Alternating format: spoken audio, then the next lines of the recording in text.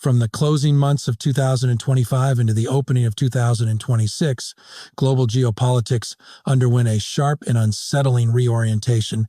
What initially appeared as a regional crisis in Latin America rapidly evolved into a broader signal of how power, pressure, and vulnerability now interact across continents. The collapse of Venezuela's long-standing political order marked not simply the end of an era in Caracas, but the beginning of a new strategic sequence, whose consequences would echo far beyond the Western Hemisphere. After years of sanctions, diplomatic isolation, and economic suffocation, the United States escalated its posture toward Venezuela in early 2026, moving from indirect pressure to direct action. The removal of Nicolás Maduro's government was interpreted by allies and adversaries alike as a decisive return to interventionist statecraft. Washington framed its actions through the language of legality and transnational crime, while critics described them as an assertion of raw power justified by institutional narratives. Regardless of interpretation, the outcome was unmistakable. One of America's most defiant regional adversaries was neutralized, and control over critical energy flows shifted abruptly. For Iran, the implications were immediate and deeply unsettling. Caracas had served as a distant but symbolically important partner, a proof that resistance to Western dominance could be sustained through alternative alliances. Energy cooperation, financial arrangements, and security coordination between Tehran and Caracas were not merely transactional, they were ideological statements.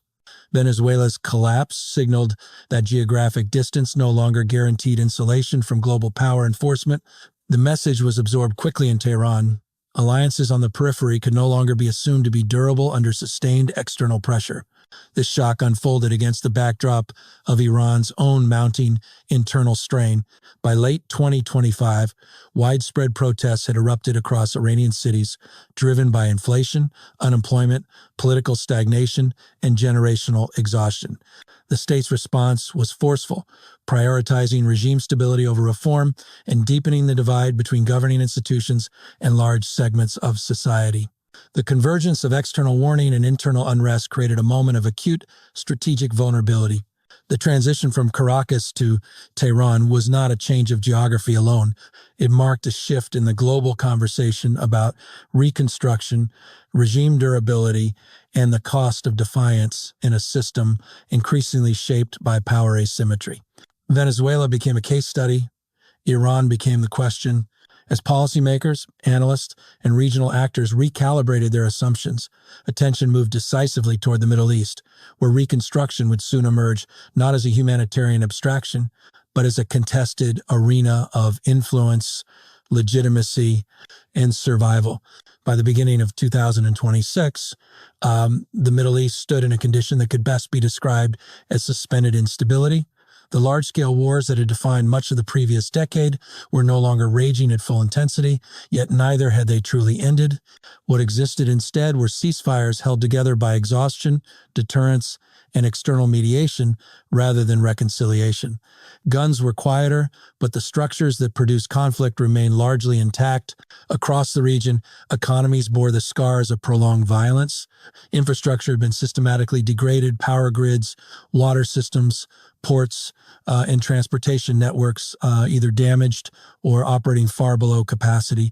In Syria, Iraq, Yemen, Gaza, and parts of Lebanon, reconstruction was no longer a question of development but of basic state viability. Governments struggled to collect revenue, currencies remained weak, and informal economies flourished where institutions had collapsed. For ordinary citizens, daily life was shaped by shortages, unreliable services, and a persistent sense that the future had been postponed indefinitely. Ceasefires, where they existed, were transactional rather than transformative. They reflected tactical calculations by armed actors who recognized the limits of continued confrontation, not a shared vision for peace. External powers played a decisive role in sustaining these arrangements, using financial aid, security guarantees, and diplomatic pressure to freeze conflicts in place. The result was a regional order that appeared calmer on the surface but remained deeply brittle underneath. Reconstruction, therefore, emerged as both an imperative and a dilemma.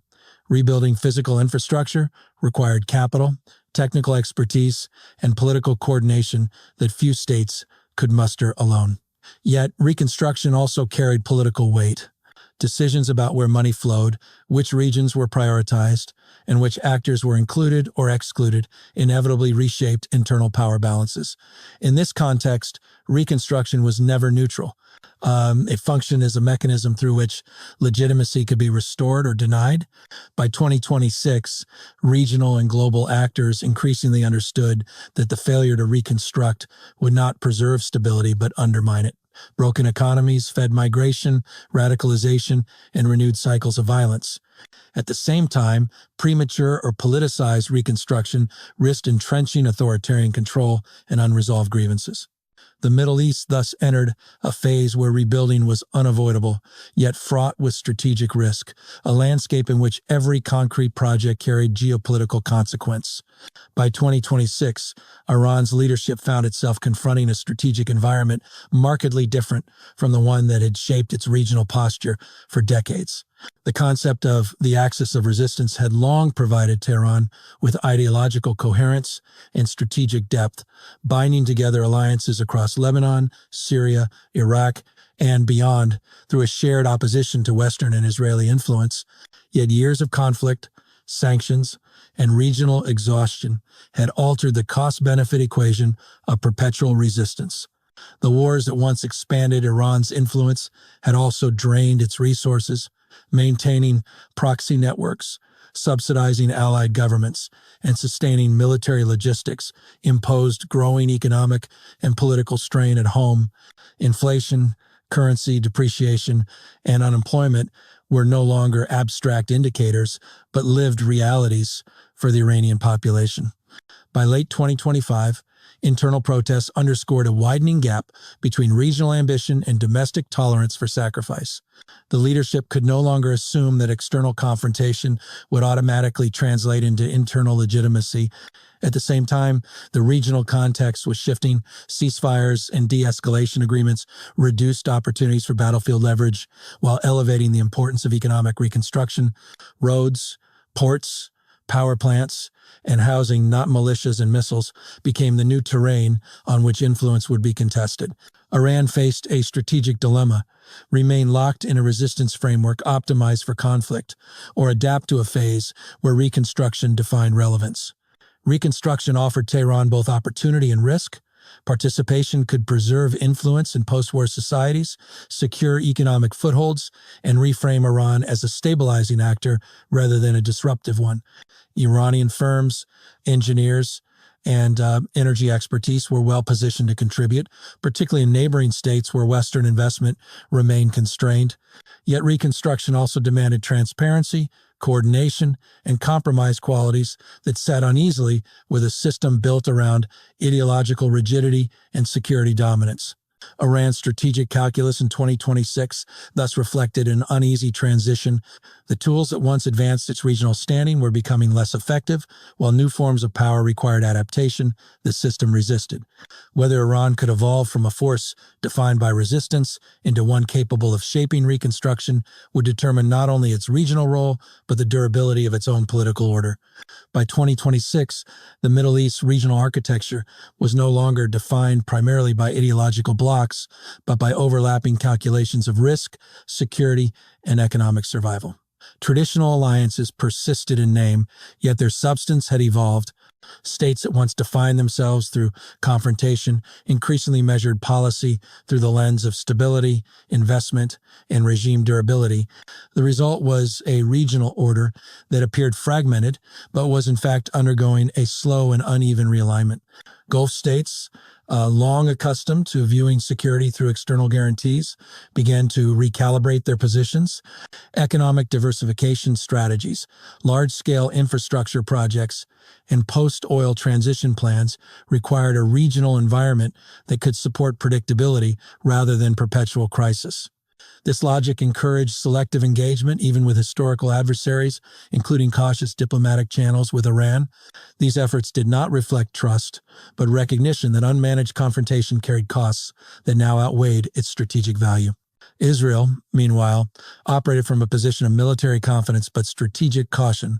While retaining overwhelming deterrent capability, it faced the limits of force in producing long-term stability. The normalization agreements of the early 2020s had altered Israel's regional posture, embedding it more deeply within emerging economic and security frameworks. Yet unresolved conflicts, particularly along its northern and southern borders, reinforced the reality that regional integration could not fully substitute for political resolution. Turkey occupied a complex position, balancing assertive regional ambitions with economic vulnerability. Its involvement across multiple theaters strained resources while reinforcing Ankara's role as a pivotal intermediary. Russia and China, though external to the region, remained structurally embedded. Moscow leveraged security relationships to preserve influence despite constrained capacity, while Beijing advanced a quieter strategy centered on trade, infrastructure, and energy security. This evolving architecture did not eliminate adversarial relationships. It redefined how they were managed. Confrontation shifted from open warfare toward calibrated pressure, proxy competition, and economic leverage. The emerging security order of 2026 was therefore neither peaceful nor chaotic. It was provisional, an equilibrium maintained by mutual fatigue, strategic restraint, and the shared understanding that the next phase of regional power would be decided less by battlefield dominance than by who could shape reconstruction, connectivity, and institutional resilience. By 2026, humanitarian reconstruction in the Middle East had moved beyond conference rooms and diplomatic communiques into the daily realities of millions of people. For populations emerging from years of conflict, reconstruction was not experienced as a strategic concept, but as the presence or absence of electricity, clean water, medical care, and work. The gap between high-level negotiations and lived conditions became one of the defining tensions of the post-war landscape. Displacement remained a central challenge. Millions of refugees and internally displaced persons faced prolonged uncertainty, often caught between destroyed hometowns and host communities struggling under economic strain. The slow pace of rebuilding housing and public services reinforced cycles of dependency and social fragmentation. Humanitarian agencies attempted to bridge these gaps, but emergency assistance was increasingly insufficient in environments where the crisis had become permanent. Reconstruction also exposed deep inequalities. Aid and investment tended to flow toward areas of political significance, leaving peripheral regions underserved. In some cases, rebuilding was used as a tool of reward and punishment, reinforcing wartime divisions rather than healing them. Communities associated with opposition forces or marginalized groups often found themselves excluded from recovery efforts, deepening resentment and undermining prospects for reconciliation. For local populations, trust in institutions was shaped less by rhetoric than by tangible outcomes. Schools reopening, hospitals functioning, and jobs returning carried more political weight than speeches about national unity. Where reconstruction delivered visible improvements, it fostered cautious optimism. Where it stalled or appeared captured by elites, it reinforced cynicism toward both domestic authorities and international actors. Humanitarian reconstruction thus occupied a precarious space between relief and governance.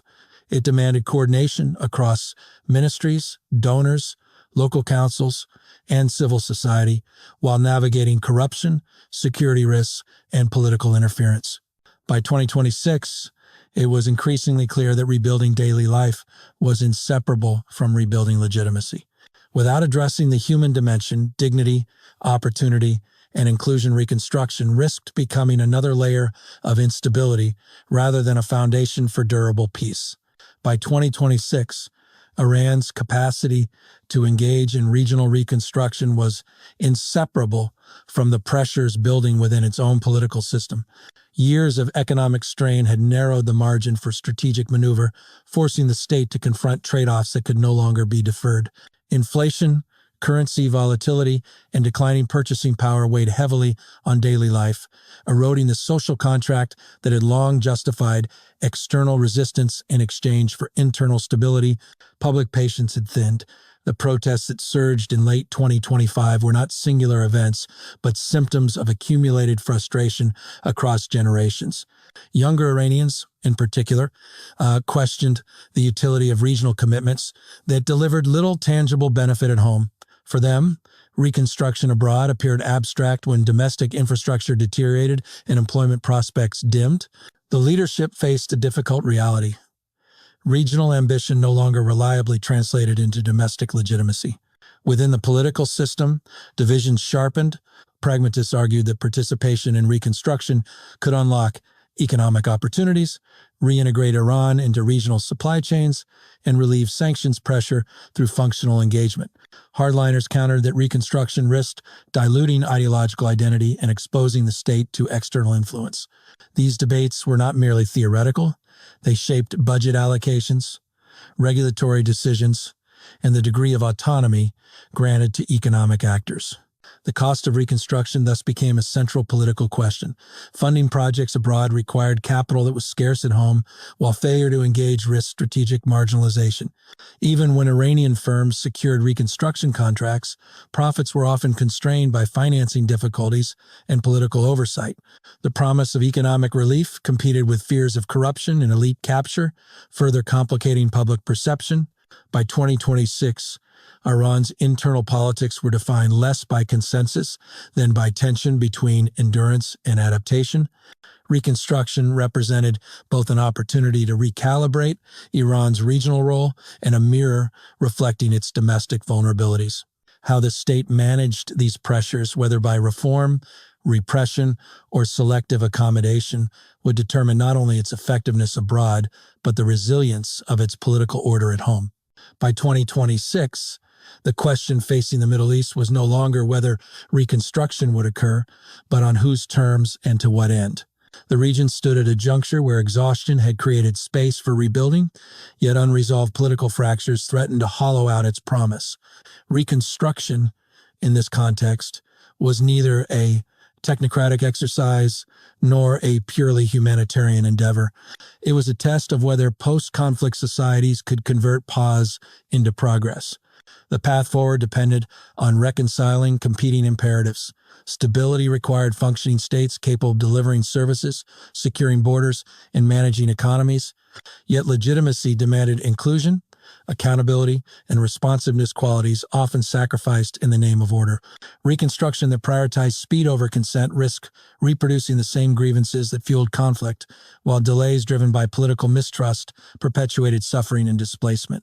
Regional and external actors faced their own constraints. Financial resources were finite, political attention fragmented, and strategic patience uneven. For powers seeking influence, reconstruction offered leverage, but also exposure. Investments tied too closely to political loyalty risked backlash, while disengagement created vacuums filled by informal networks and armed groups. The balance between conditional support and pragmatic cooperation would shape outcomes as much as the scale of funding itself. For Iran and its neighbors, the future hinged on adaptation. The era of dominance through disruption was giving way to competition through construction. Influence would increasingly be measured by the ability to sustain infrastructure, integrate markets, and contribute to daily stability rather than project force. This shift did not eliminate rivalry. It rechanneled it into economic and institutional domains where endurance mattered more than spectacle. Ultimately, the future of Middle East stability rested on a sober recognition of limits. Reconstruction could not erase history, nor could it substitute for political compromise. But it could create space for societies to breathe, institutions to reform, and conflicts to de-escalate without humiliation. Whether that space would be used to rebuild trust or merely postpone collapse remained the central question of the post-war era.